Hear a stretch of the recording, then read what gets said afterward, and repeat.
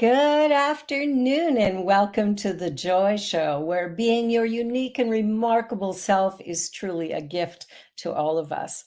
I'd like to begin today by acknowledging that the land that we work, live, and play on is the historical and traditional territory of many Indigenous nations. And as we gather from many places on Turtle Island, we as settlers are grateful for the opportunity to meet here, and we thank all the generations of people who have taken care of this land for thousands of years, including the Métis, Inuit, and all other Indigenous people. And though I am not a person of African descent, I am committed to continually acting in support of and in solidarity with Black communities, seeking freedom and reparative justice in light of the history and ongoing legacy of slavery that continues to impact Black communities in Canada and the US. As part of this commitment, I would also like to acknowledge that not all people came to these lands as migrants and settlers.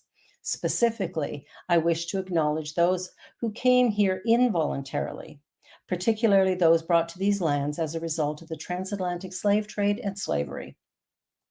In support of our ongoing efforts to confront anti-Black racism, we pay tribute to these ancestors of African origin and descent. We also acknowledge the contributions made both in shaping and strengthening our community and our countries. And by making this acknowledgement, we strive to be allies and take an active part in reconciliation. What I know is that I recognize our oneness, I realize our history, and I choose to create a new reality because I know we are one. All righty, are you ready, everybody? Today, I'm so excited. We have Alberto and Mony. And Alberto is a spiritual artist, and Mony is a storyteller and pilgrim, award-winning authors of Walking for Peace. And they have got a love story that, I just can't wait to hear it all and to share it with you. They walked and met at the end of the world after they had both walked individually the Camino.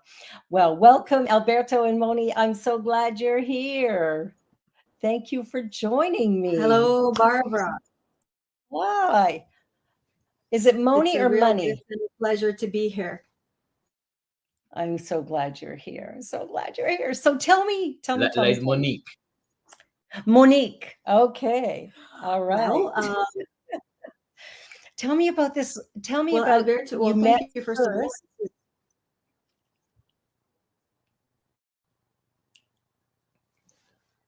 We don't hear you. Yeah, you're not hearing me. Dear. we've got some freezing happening. Oh my goodness. Okay. Hello? They're frozen. Oh, there we go. Okay. How we look now? You look marvelous. Okay. Thank you. I knew it. So tell me about your journey, where you met and how this relationship got started. Well, as you mentioned at the beginning, we met in a town called Finisterre in Spain. It literally means the end of the world. I had quit my job, essentially. I had a corporate career, and I had thrown on a backpack and had embarked on a quest, if you will, to try and understand my life, why I was all of a sudden divorced, why I was alone, why I wasn't happy in my job. I think all of the things that many people perhaps at some point or another begin to ask themselves, especially when you think you've played by the rules and you've done all the things that society asks of you. And so I literally just threw on a backpack. I started traveling by myself, and my journey landed me on the Camino, which I had heard vaguely about. This was back in the year 2001, not quite as popular as it is, today. And I just started to walk, and the journey of walking and putting one step in front of the other became the opportunity to really confront and look at all the fears that I was holding, all of the things in my day-to-day I didn't have time to pay attention to, and to especially begin to develop a relationship with the divine. Back then, I called it the universe, the angels. And perhaps today I would call it other things, but it was that loving presence that I was learning to develop a relationship with and to learn to listen to its voice and to be guided by it.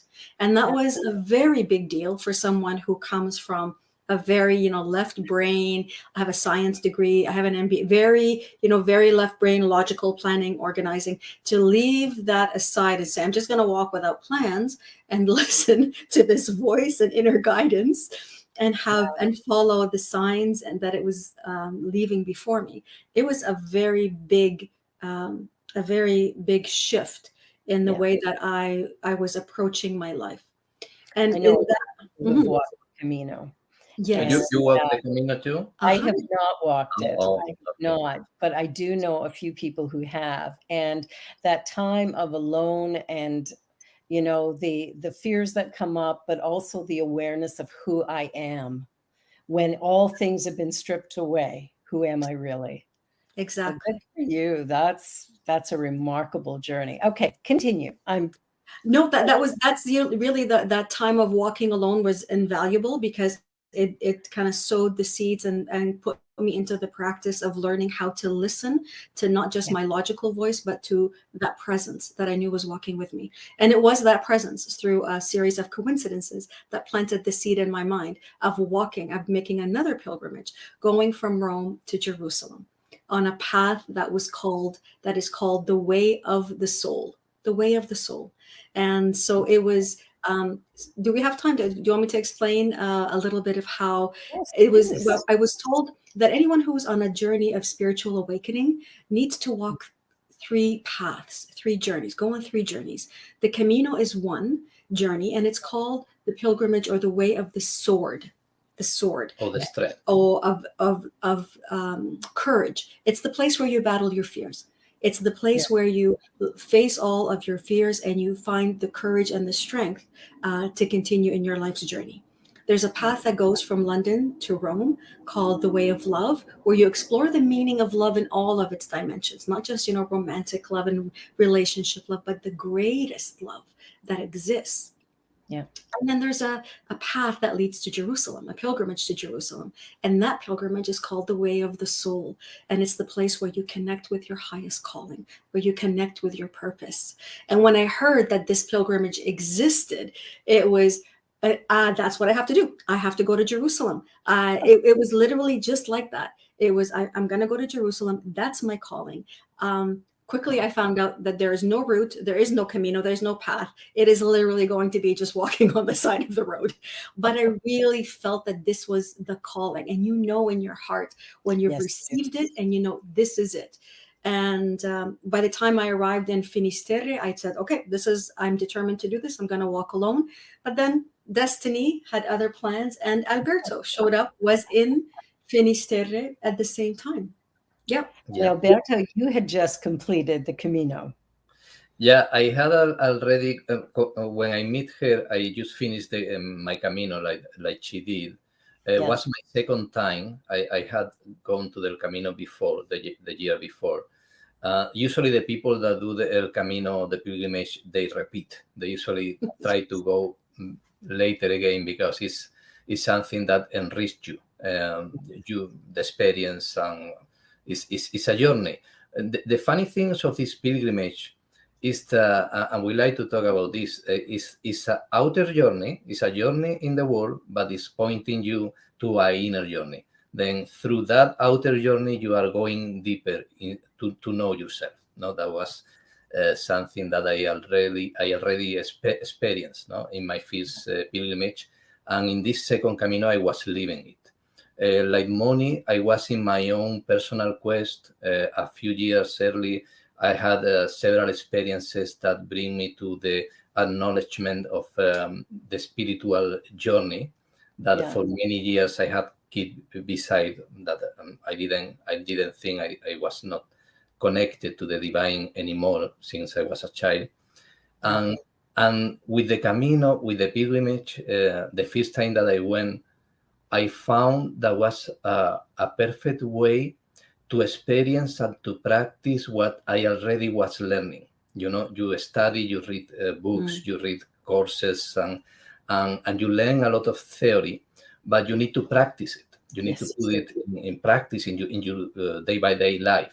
And a pilgrimage like the Camino, or any journey that you do with the same intention, or anything that you do in your life with the same intention to experience the truth, is a perfect way to practice this in the experience, in the day, but especially in a place that you don't know, where you don't have the usual people that you relate every day, that you don't have the same experience, you don't have the routine of every day. Then El Camino was perfect for that, because I meet a lot of new people, a lot of new places, and I had a lot of new experiences that I wouldn't have had in my home, where I come from. Then that was very enriching, and I could feel too very clear how she said, the synchronicities and the presence of the divine, the angels at that time, like her. I call it in different ways, but I knew that was the presence of God, that walk with us wherever we are. She is with us. And in these journeys, especially where we surrender to his or to her will, you can feel it even more, because you are totally focused in the journey. Then it's more clear to and more enrichment, like I said before. Then I just finished my second journey that was really amazing in what it offered to me. And there, after to be aware of the message that I received, that was a message over all things, was a message of trust, trust in life, trust in me, in God, trust in yourself, and follow my path, that I will tell you where you need to go. After receiving that message, I met Mony. I met Mony in the last city, in the end of the world, the last city of this pilgrimage, the end of the world. She was there. But at that moment, I didn't know.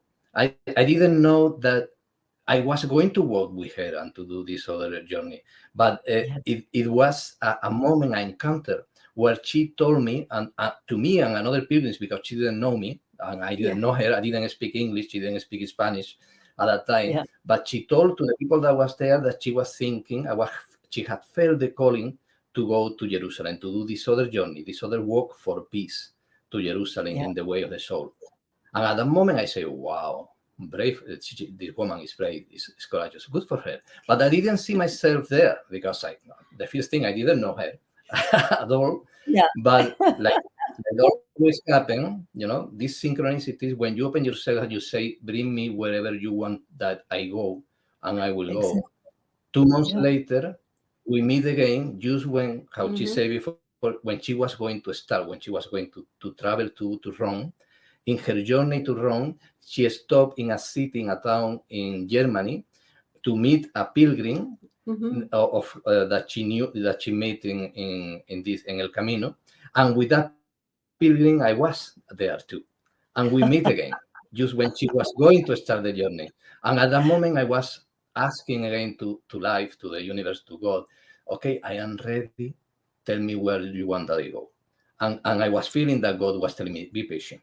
You are going to know. You are going to know where you need to go. And when she arrived to Bonn.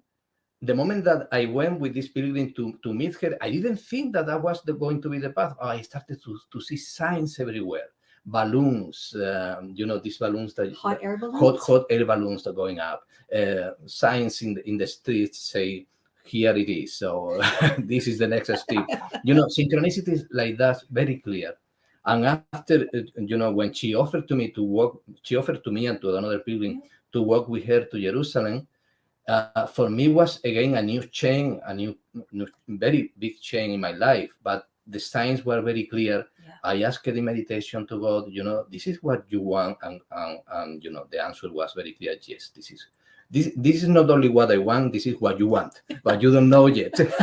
But this is what you want. And this is how I started, the journey together in some way. Yeah, because really, I was only asking to be polite. Yeah. I wasn't asking, expecting anybody to say yes. If you want to come. It's like, hey, if you want to join us, come. It was like, and my friend, the pilgrim friend, who in the book we name Hannah said, no, I've just come back from a year sabbatical. I can't go on another journey. But Alberto said, Yeah, this is Well, and I didn't say yeah. I was really shocked because yeah. I had said to the universe, I had said to God, if you really want, because I was feeling you are going with this woman to Jerusalem. I don't Yeah. know her. She had not asked to me. If you want that I go, she need to ask me directly. She need to ask me directly that go with her. And in that case, I will think about. I say clear to God that. And the next day, she asked it to the other pilgrim, and after, when she say no, she looked to me. She went, well, but if you want, I would love that you can. If you want to can. And then at the moment, I couldn't deny anymore, because I had asked for a clear sign. I had asked if really wanted to go. And then I needed to think and to start to think, because I knew that I was going in another big change in my life, because all that I had at that moment in my life needed to be stopped. I was working, I was, I was in a relationship. In many projects, and I needed to leave everything behind again for a journey that I didn't know. I had never go to Jerusalem or so far, a pilgrimage in these characteristics that were so, unknown, because El Camino is easy. Because El Camino, you had places to stay every day, you had yellow arrows, it's very organized. But this journey that she was thinking to do, there was nothing organized. You needed to do by yourself and to look for your accommodations and to look the route. That is not a specific route. It was all very, very wild in some way. Yeah. But I knew that as I was doing that, I knew this, as I had learned with the Camino, and I have seen the hand of God and the providence in El Camino in Spain, what I'm going to see in this new journey. And that is what the Spirit was telling me. Come, because what you want, you are going to find here. This is your next step. Yeah. And that was the reason because I finally accepted and I say, okay, let's go. Yeah. That's so powerful, because I think so often we get so caught up in logistics and, what's right and wrong, am I doing the right thing? And in that moment of true surrender, just take me, all of a sudden doors open and things happen, and it's completely different than you ever expected, but ends up being richer and more rewarding than ever imagined. And So you found love. True. It's well, not at the beginning. Not at the beginning, because at the beginning, the first thing I didn't want, and she didn't either. We didn't want a relationship. We didn't want to go out of our spiritual path. Exactly. And we know that a relationship, you fall in love, you become a little crazy, and you lose all the north, And we didn't want nothing of that. We are going to be continuing feeding in our path, in the spirit. The spiritual path is the only thing. And of course, I am not going to look, not her, not anybody. Yeah. And that was clear for us at the beginning. Yeah, and truly, like in the beginning, we were strangers. We didn't know anybody. Like we didn't know each other. We couldn't speak between each other. Like here we were, and we were thrown together, and that's how it felt like. We were thrown together. I started walking a little earlier than him because he needed to tie up whatever he was tying up, his life in Germany, and so I started walking, and then we met up 2 weeks later. But really, he was a stranger to me. He was he was a stranger. He was we were trying to figure out how to walk together. I was trying, I understood and I felt the same hand of destiny bringing us together, but we really needed to learn about each other. I didn't know him. He didn't know me. We didn't speak each other's languages, as he said. And here we are in Italy where nobody speaks either English or Spanish. And so we were trying to figure out, how do we manage in Italian? How do we communicate? How do we get to know each other? How do we walk together? How do we stay loyal to what each of us believes and not lose ourselves? So there was no romantic anything in the beginning, which no one believes. The first thing that we learned to say in every language was the word friends. Friends. We are not a relationship. We are not a couple. We are friends. We are partners. Amici, Fratelli, all the amigos. So really, that was. But we both felt the calling of the divine. This was above all else what brought us together is, and we each had maybe our own way of interpreting what that meant and how to interpret that. And so we were also learning how to do that together, because maybe a sign for me was not interpreted in the same way as a sign for him. And so we had to really find a way to, okay, how do we walk together? It's a learning of how to respect what you feel your calling is, and at the same time do that with another person together. And by the way, that's something that you continue to do here and now. It's not something that just ends, when you're on a pilgrimage, but it was a great practice. It was a great way of practicing how to listen to the voice of the divine. And as much as I didn't want to admit it in the beginning, that voice often spoke through him. He would tell me things and I say no, because I want to do it my way. This is my journey, my path. You can imagine that the story had many steps, but at the beginning, she was clear. And for me too, in some way, that it was her idea, it was her journey. She was the one that wanted to arrive to Jerusalem for peace. She had some schedules, and I was somebody that had joined her in her journey. Now, that was the idea at the beginning. And for me, I accepted it. Yeah, of course. Whatever I need to receive, I will receive in this path. But very clear, very soon, was becoming clear and clear that I had something to say too. And I needed to make choices and decisions that couldn't be attached to the ideas that she had about how to do the journey. I needed to be attached to the ideas that I was receiving, I needed to walk in a certain way. For that reason, in more than one occasion, we almost split. We thought about it because we were fighting and we were, this doesn't make sense. But always we arrive to the conclusion, very clear too. Let's stop a moment. We need to find here agreement. We need to find here, because we are working for peace. How we are going to be working for peace? 10 people that were working for peace, and after each one is going to break and to go, we need to find a way. Must be another way, no? Like the Course in Miracles say, must be another way to do this, where we are we honor our calling, Yeah. And isn't that the journey that we're on? I mean, peace doesn't happen because there is no conflict. Peace happens when we choose peace in the midst of what we don't understand, we're not quite comfortable with. In the midst of chaos, we choose peace. And that's where it gets birthed. So what a powerful journey for the two of you. That's remarkable. I mean, really, the journey really ultimately became about being willing to own up to the fears that each one of us had, to the expectations that each one of us carries, to the the limited ideas that we have, the shackles that we put on ourselves. And peace cannot come forth in the same way that love cannot come forth until all of those barriers to peace and to love are removed. And those are the fears, and all of those this is the stuff that we were looking at every day. And because we understood that this was a spiritual journey, even though in the beginning I didn't want to say it out loud, this was one of the conflicts between us. Another thing. That was one of the big conflicts. My spirituality, I'll keep to myself. We can talk about it, but we're not going to talk to the media about it. We're not going to talk to anybody else about this unless they ask specifically. So, so the understanding was that, this was an opportunity to truly look at all of the things that are limiting this peace from coming forward into the world.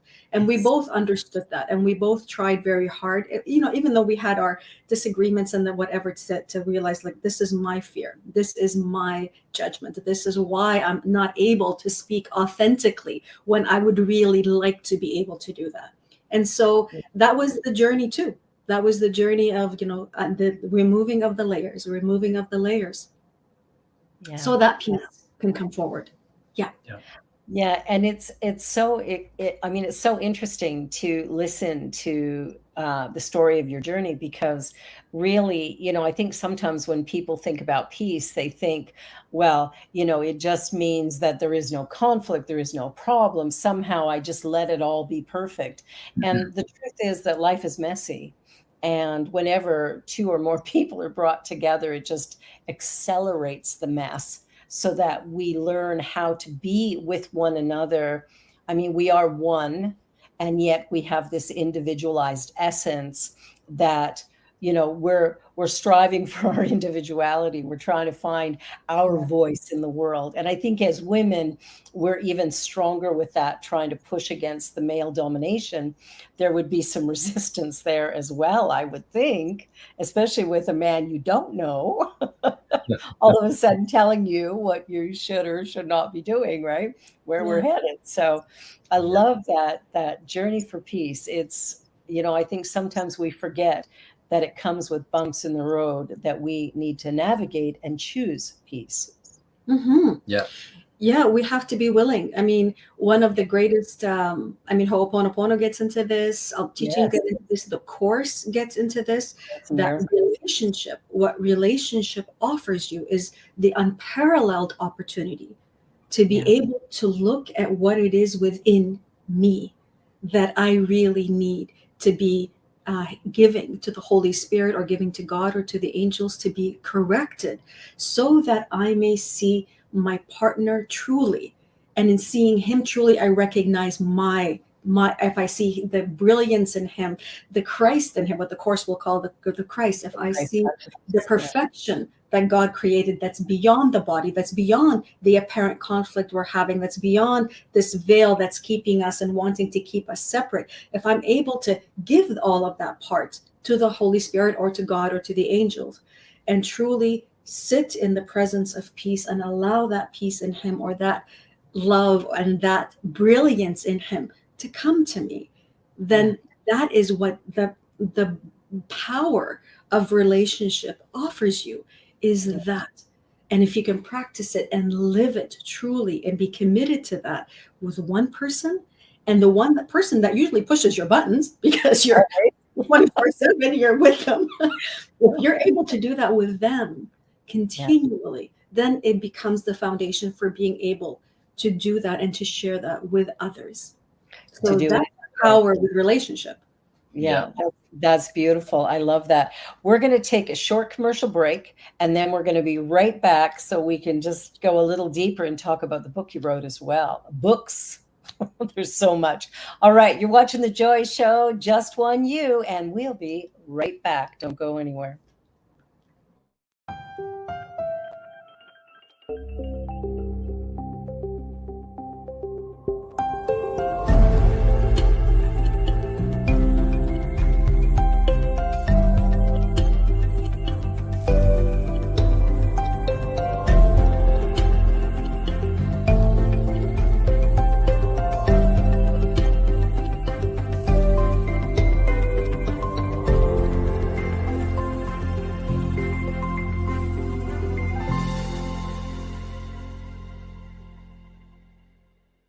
Watch me change when you change the way you look at things.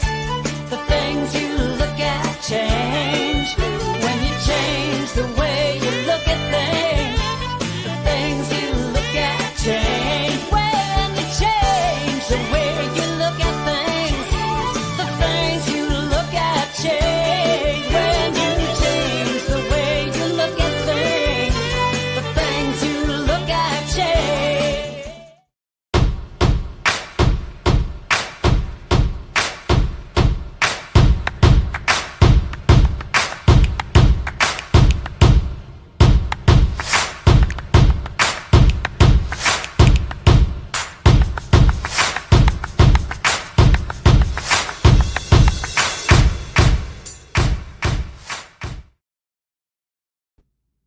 And we're back.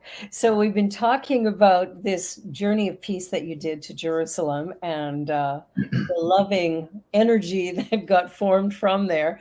So let's talk a little bit more about how your relationship actually evolved into the marriage that it is today. You know, I would like to say in the advertising that had been now, it was saying when you look, when you change the way you look at things, the thing that you look change. In some way, our relationship, to fall in love with each other, it was something unthinkable. 3 months or 4 months after we started to work was unthinkable, because we were almost going to break in more than one occasion. We were fighting, and we was, I had a lot of judgments about the way that she was doing, especially, what she has said before. She didn't want to talk, to say to show the spiritual side of her journey, especially with the media, with the newspapers when they interview us in the way. And that was one of the main, or the principal conflict that we have, because I wanted to tell my truth. I wanted to say, to be authentic. To be authentic. Exactly. And then I had a lot of judgment about that. And for that reason, never we thought about to be involved romantically, in the journey. But arrived one day that we had a huge fight, and we were in Macedonia, very close to Greece. Yeah. Very close to Greece already. Ohrid. In Ohrid. Yeah. And we had a huge fight that night, because I said, I'm not going to quiet anymore. I'm going to say her the truth. Because it happened something else. There were many things mounting. I can. And that night I went and I say to her, you are that and that. You are not authentic. You say one thing and think another. With me, you are so spiritual, and we pray together and we do meditation. But when we are with the people, all is about peace in the world, only physical, peace, not war, but nothing inside, not the inner. That is. And I had a lot of judgment about that. But when we had that fight that night, and she could say what she thought too, and she opened herself vulnerable, and I opened myself vulnerable, and I could see and understand what was moving her. It was like a veil came down, because I was not only talking to her to fight or to attack her. I wanted to understand, and because I believed that she could change too, and I wanted to see another part of herself. Then in that way, in that fight, I don't know what happened, but my way of thinking, my way of look at her changed. I was open to that too. If I would have been stubborn, I wouldn't have seen that. But I was open to see that. And then that fight that we had, tremendous fight, that was almost sure that we were going to be apart. For sure. Yeah. When at the end of the conversation, I could see her, I understood. It was clear to me, I have been wrong all the time. She is a good person. She's trying to do the best with what she can. She's only afraid. She's only, but she, at the same time that she's afraid, she's brave. She's here. She had quit everything. And she's looking, maybe not publicly, but she's doing her inner journey with courage and putting all at the risk. And then I could see another version, another interpretation of the same thing. Yeah. And at the next morning, I felt that I had fallen in love with her. I was only from the previous night to the next morning was only a change of perspective, a change of perception that the course will tell you. And I could see in her the light. I could see in her the Christ. I could see in her the spark that was moving all that. And I saw a beautiful spark. Independently of what the actions of the things that could be happening, I could see. And that was when the next morning she saw me. I said, what happened to you? Nothing. Do you want I carry your backpack too? It's very heavy. I started my backpack. And she was, what happened to you? Well, it's interesting how vulnerability is the key to cracking down those walls that we build between each other when we get raw and real. And, the fear is gone and the truth sort of shoots out in many ways. But it is like a veil has been lifted.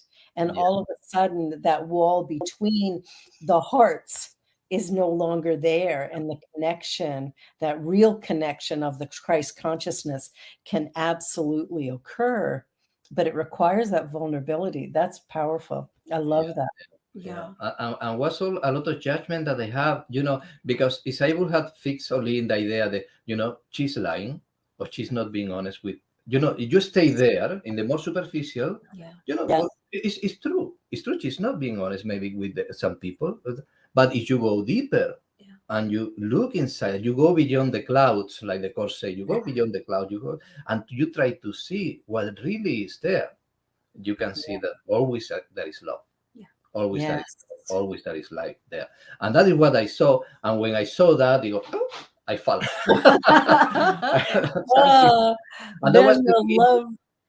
That was the beginning, because after came a lot of problems. It was not so easy later of that. Yeah. But that Yeah. was the beginning, the beginning of our romantic relationship that started with me, the spark, and after she.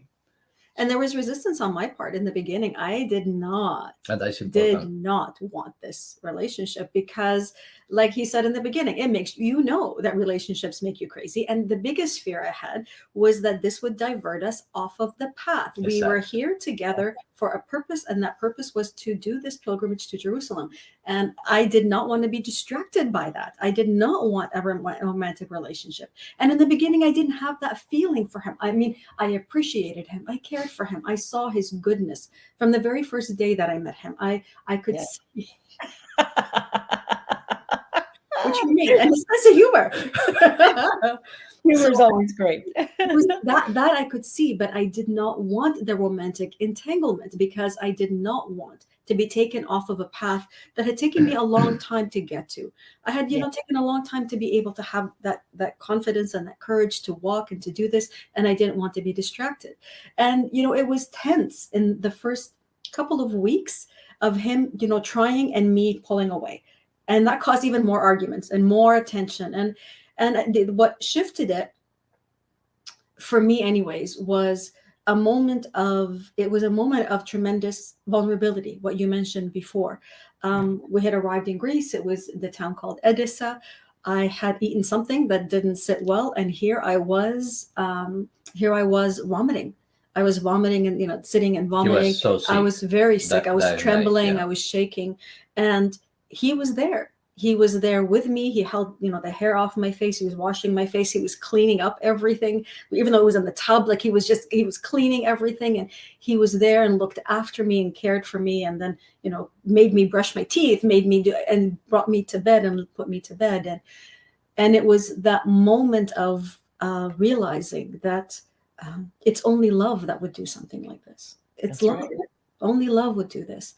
And that was when my barrier fell, when my veil, with him fell. And then since then, that's when the relationship began, but it also brought other things, other fears, right? Other things that you have to look at when you enter into this kind of romantic relationship. And this is perfect because we have not talked, talked before about the relationship in other interviews and all that, but never we have talked from this perspective so clear that I see now.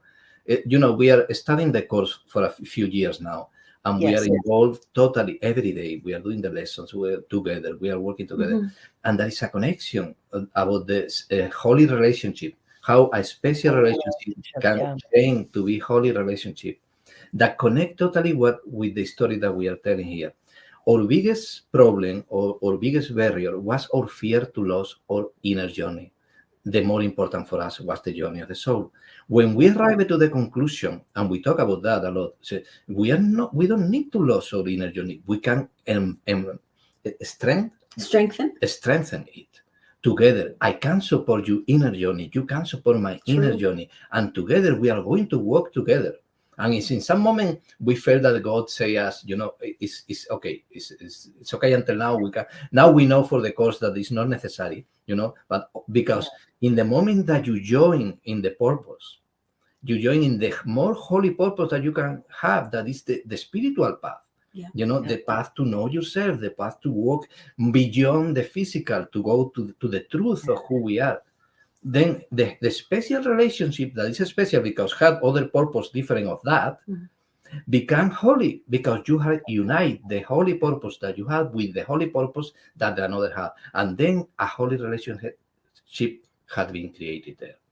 And that was when we committed. Even when we did a ceremony, I buy her we buy rings, with our spiritual names. Our vows was especially to follow the path and to help each other in that. And that is the greatest thing. And that was what for that reason became a holy relationship. That is what the course say.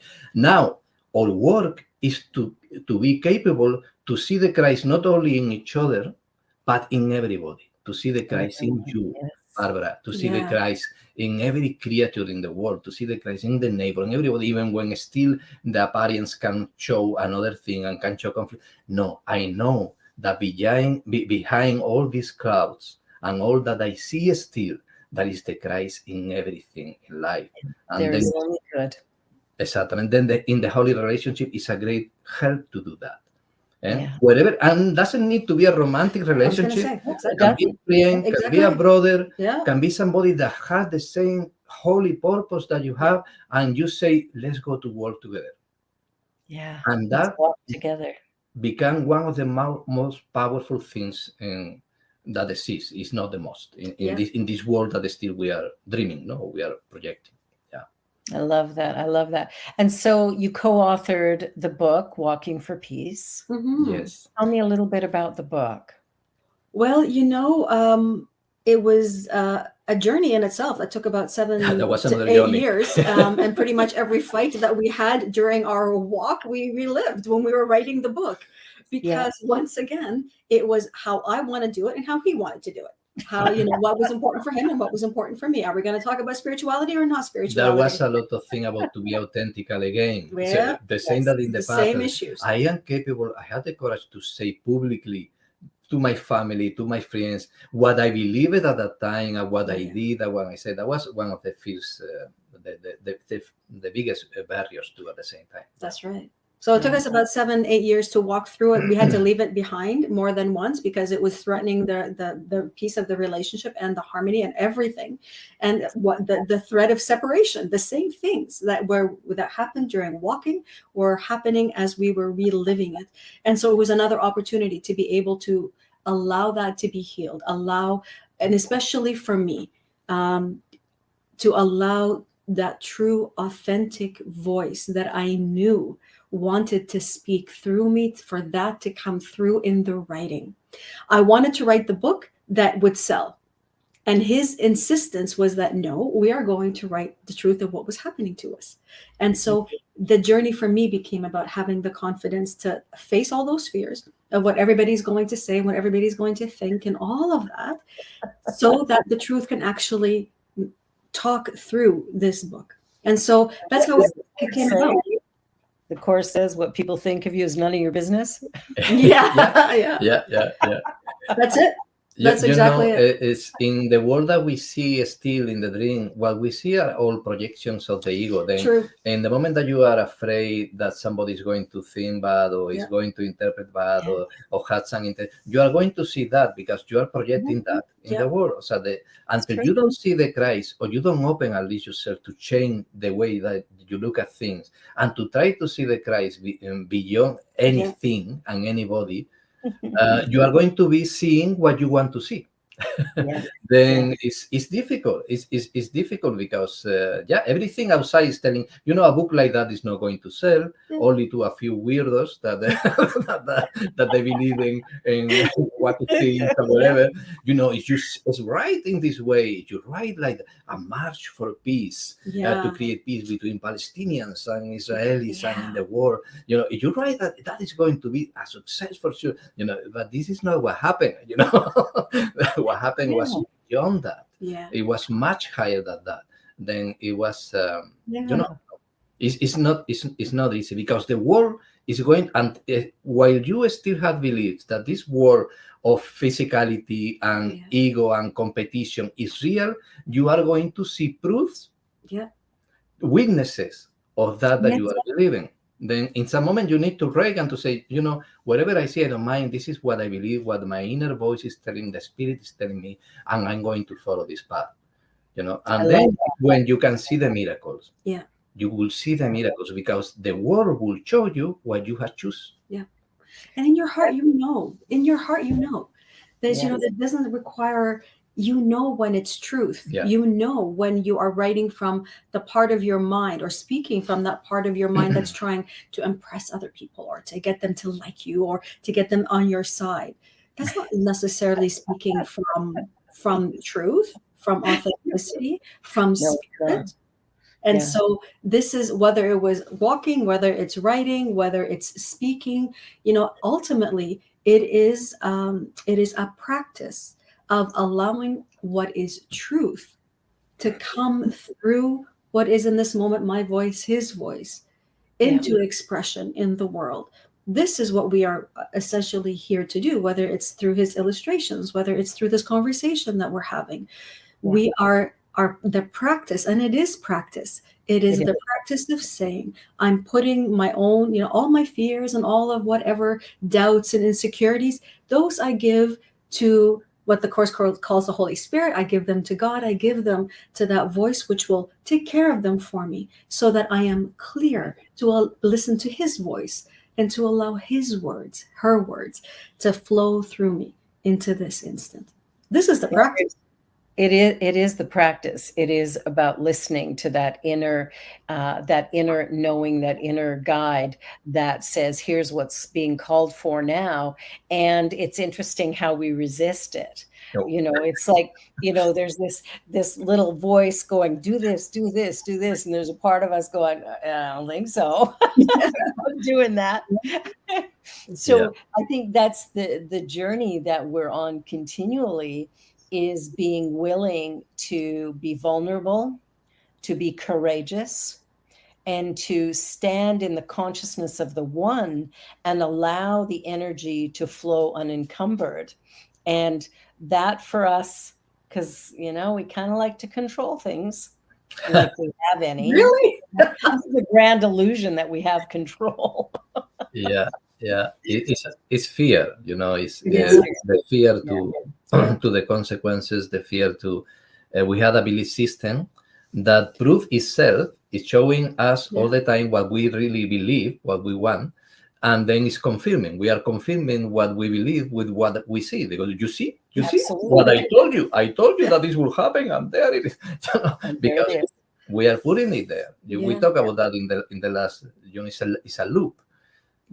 But there is, you'll see it. Exactly.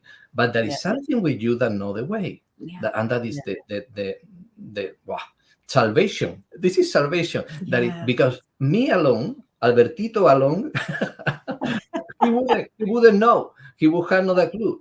Trying to control all the possibilities and all the things that can happen and all no, but there is one with each of us in all of us, because we are one, we are the same one that is guiding us, that know the way and know what is the best for you and know what is the more convenient. Know who you are, that you have no idea. I have no idea who I am, even when I think that I know now. I know now, after so many years of spiritual search, I know who I am. I have no idea. I cannot see the light of what I am. I cannot see to be one with God. You cannot imagine that, to see the holy, perfect Son of God. You cannot imagine what is that. We are coming close, but still we have no idea. The one that knows, that part of our mind that knows, is with us from the very beginning and is guiding and is ready to show us the way. It's beside us all the time with infinite patience to say, stop. Listen, I will tell you what to do. And really it's a work of being trusting more and more in that voice, because we know that that voice is there, but we are afraid to listen. We are afraid to listen sometimes because you don't want that tell you something that you don't want to. True. Something against your plans. Oh, come on. Well, and there are always things that we do get told that we go, wait a minute, I don't want to do that. Right? That's the part, that we resist, right? We sit back and go, I don't want to go there. I remember years ago, because I've been married 5 times, right? So I've had lots of practice getting it wrong, but I finally got it right. And it's interesting. I was doing a church service and speaking on Mother's Day and giving this lesson. And the voice in the back of my head says, say you were married 5 times, like say that. And I'm like, I ain't saying that. They'll never have me back. I'll be judged. I'll be stoned. I'll be whatever, right? And finally, I blurted out, and there's this whisper that goes through the congregation. What did she say? And then I follow it up with, I thought I'd give Liz Taylor a run for her money, but I fell short. I met the right person, and I became the right person. at the end, when I'm chatting with women afterwards, because I kept thinking, oh my gosh, they will never have me back. Afterwards, I had probably 11 or 12 women come up to me, some of them in tears, going, that is the first and most honest message I've ever heard from a minister. And I'm so grateful that you gave voice to, you know, what I'm feeling, what's going on for me, and that sort of thing. It was really powerful, but it was that vulnerability and it was getting a push from the inside, right? It's spirit Yeah. going, okay, it's time. Go Yeah. ahead and talk about it, because it's easy just to go, yes, I'm happily married. Yeah. Yeah. Yeah. You know, there's our agenda. What is the ego There is. agenda? And then there is what the Holy Spirit knows you absolutely need in order to wake up, and in order to what it calls to wake up everybody around you. And so you're not going alone here. You know, No, it's not it's just you, collective. it's everyone with you. And Yeah. the more that you're able to allow that voice and that Yeah. truth to speak through you, it knows exactly the words and how they will land and how they will be used everywhere. And so, Every time. Yeah. And well, that's what's powerful, right? Is that journey of surrendering, right. right? And surrendering is sort of giving into that highest potential. It's not a limitation, it's an expansion. Exactly. Exactly. Exactly. And Because- that's what we miss sometimes, right? Yes, yes. And you know, one of the, now that you're telling about the 5 marriage, the biggest impediment or the barrier is what we are ashamed or afraid to show. You know, Yes. it's, and the course talk about that a lot. You need to bring Yeah. the cold darkness. You need to bring it to the Yeah. light. You cannot hide it. You cannot keep secrets. This doesn't mean that you talk to everybody. I think no, but the first thing you need to look, okay, what is that I'm afraid to share? Let's go to bring it here and to see truly with the spirit, what is this? What really happened here? It was a sin, it was something terrible, or was simply a error, simply was a mistake, or simply was whatever it was. You know, don't be afraid to bring it out. And when you are not afraid to bring it out and to look at, you are not afraid to share it with others. Because others can learn too about that. There is nothing bad to bring that out and to look at and to say, you know, it was an honest mistake. I didn't know better. You know, you or whatever, you know, the situation. I didn't know better, and this is what happened. But I am ready. Now the course tells you, so is you can accept that you don't know anything, but you are ready to know. Everything will be shown to you. Exactly. Yes. You first need to accept. You say, I don't know anything, and I don't know. I'm thinking that this was bad, or this was terrible, or it was. I don't know anything. I'm bringing it out, and I am open to see this from another way. I'm open to see the truth in this. I'm open to see the truth in me. And then the fear goes, the shame goes, the guilt goes, and something new come outside. And after you see that everybody has his secrets of his things, and when you are liberating yourself, you are helping to others to do the same, to liberate themselves too. Well, that's it, right? We learn from one another, and the words that are spoken are ones that, you know, everybody, whoever's listening, it is a gift for them as well. So that moving from shame, allowing yourself to be vulnerable is such a powerful part of life, and so important if we want to experience joy. Yeah. Now, you've written some children's books, and Alberto, your art is hanging behind you, which is... well, there are some pieces that there because need to be done. But you've got children's books as well that I am happy. Yes. Yes. I love that. That came as a result of affirmations that we used to speak to our daughter. Yep. That's how it began, with affirmations. Before she would go to bed, we would tell her, start talking to her about, you know, who she is. You know, I am, you know, I am powerful. I am strong. I am happy girl. I am a spark of the light. I am a spark of light. Exactly. You know, all this kind. And this brought the idea to create a children's tale. Yeah. And the character Angela is based on our daughter. In our daughter when she was that age. Yeah. And that particular copy is in 3 languages, because we saw that there are many families who speak more than one language in their home, and so it's English and French. Our home is French and English. My husband is French Canadian, and our daughter is fully bilingual. She's been schooled in French right from beginning, and yeah, it's important to have more languages. Indeed. I love that. So, what other children? Like you had another children's book as well. Yeah, we gained some awards with this one, and then years later we felt the call to create a second book, a sequel that is My Family and I. Should be there too. Yeah. Oh, nice. My family. My family and I. I also, again, 3 languages. Yeah, 3 languages.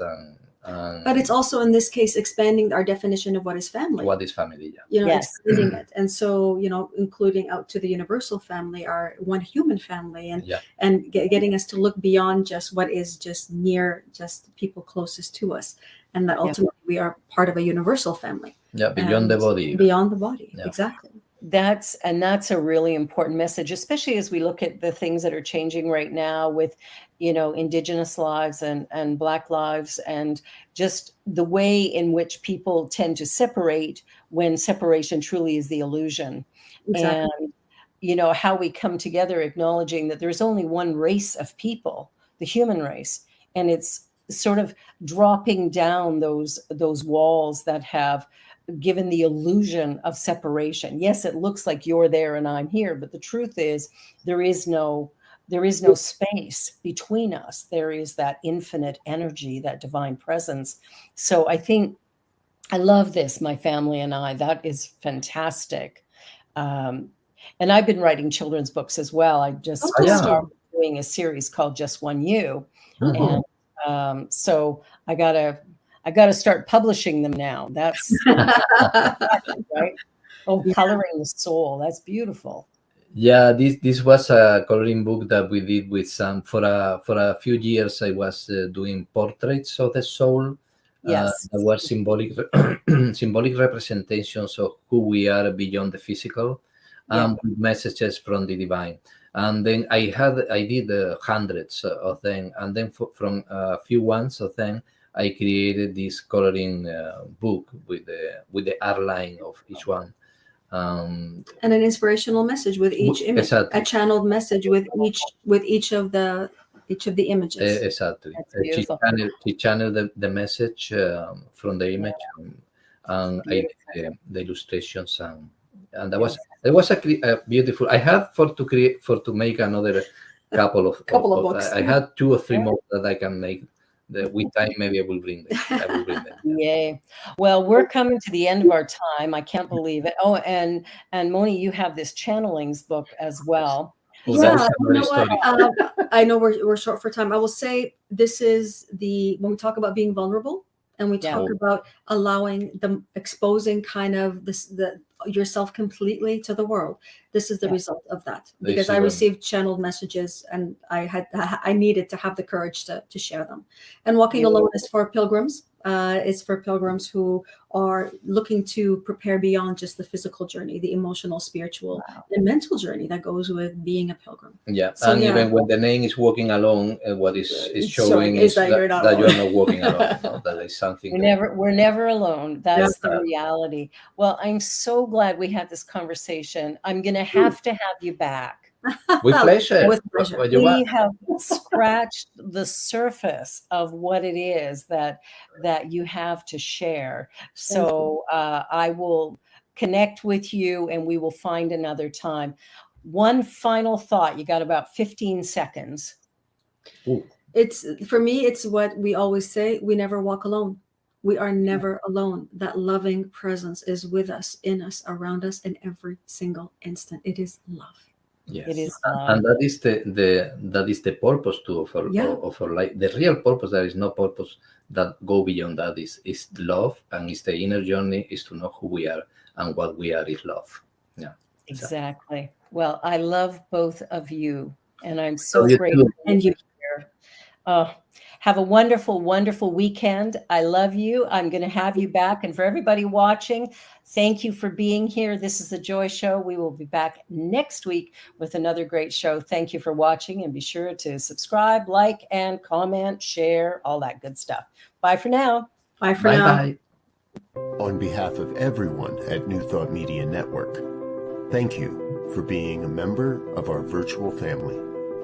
Your financial contributions help share the New Thought message with people from around the world. Please visit and contribute at www.ntmedia.org/donate. New Thought Media Network. Come be you. And please like, share, and subscribe. Until next time, peace and blessings.